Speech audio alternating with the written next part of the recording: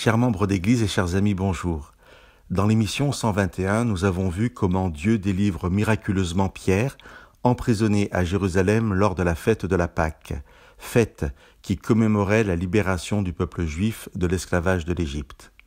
Nous rappelions cette parole de Paul, « Christ notre Pâque a été sacrifié » et comment Jésus donc, à la croix, par sa mort et sa résurrection, nous libère de tous nos esclavages.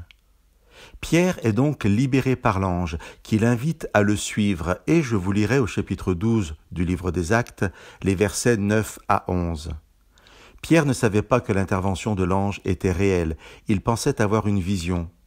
Lorsqu'ils eurent passé la première garde puis la seconde, ils arrivèrent à la porte de fer qui donne sur la ville. Elle s'ouvrit d'elle-même devant eux. Ils sortirent et s'avancèrent dans une rue, et aussitôt l'ange s'éloigna de lui.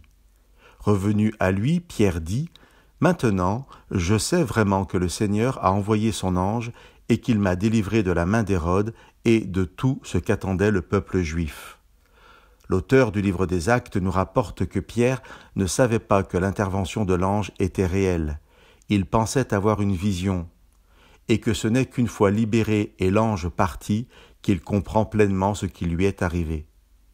Pierre a une lecture a posteriori de l'intervention de Dieu dans sa vie, c'est-à-dire une lecture de son épreuve après l'expérience de l'épreuve. Une fois que tous les faits sont bien établis, Pierre peut faire le bilan et comprendre ce qui lui est arrivé.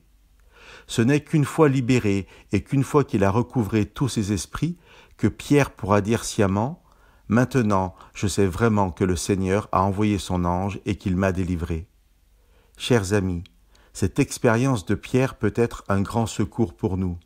Elle nous apprend que parfois, au cœur de l'épreuve, nous ne sommes pas en capacité de discerner pleinement l'œuvre que Dieu accomplit pour nous.